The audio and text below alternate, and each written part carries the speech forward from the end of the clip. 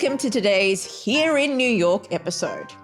Let's talk about a true New York legend, the one, the only, Empire State Building, hereinafter referred to as ESB. Now, this building is colossal and rich with history, but let's start with the basics. It stands at 1,454 feet tall, or 443 meters for those of you who are metrically inclined, which makes it the 4th tallest building in New York City, the 6th tallest in the US, and the 43rd tallest in the world. It contains 2 million square feet of office space, 73 elevators, 6,514 windows, 103 floors, and 1,860 stairs to take you to the top. For those fitness fanatics, ESB actually hosts the Empire State Building Run up every year for those brave enough to climb all 1,860 stairs to the top of the building.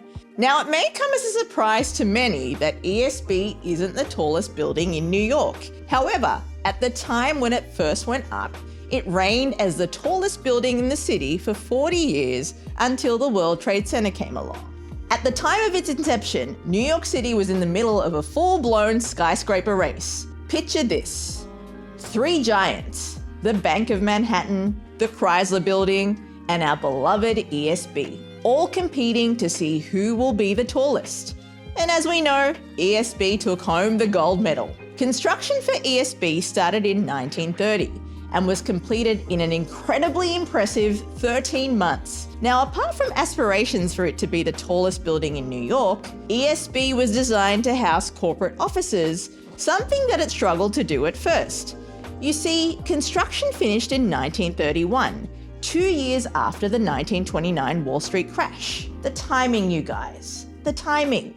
This meant that for the better part of the decade, the majority of ESB's upper half remained vacant, with the lights being kept on to create the illusion that this was not the case. During this time, the building was not so affectionately known as the Empty State Building. In 1945, just as ESB was starting to fill up and gain its financial footing, the building was struck by disaster again. It was struck by a plane, an Army B-25 bomber, disoriented by fog, crashed into the building, killing the pilot, crewman, and 11 ESB workers.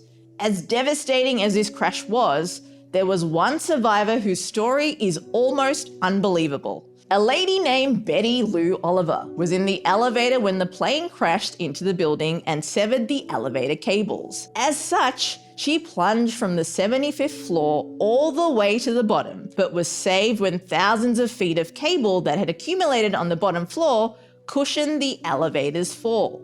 Talk about a lucky escape. Now, let's talk fame. The Empire State Building is so much more than your average skyscraper. Dubbed the world's most famous building, it's the star that shines bright in the City of Stars.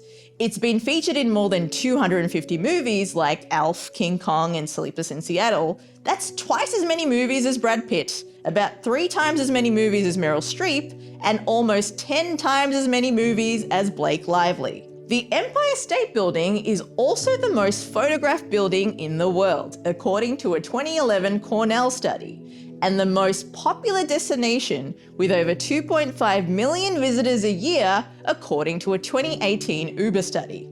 In fact, the building is so iconic that it has its own zip code, 10118. Today, visitors to the building can enjoy its incredible light shows courtesy of an LED lighting system capable of displaying more than 16 million colors. Shows have included a dynamic light show with a Star Wars theme, as well as a depiction of a Demogorgon for a Stranger Things themed experience.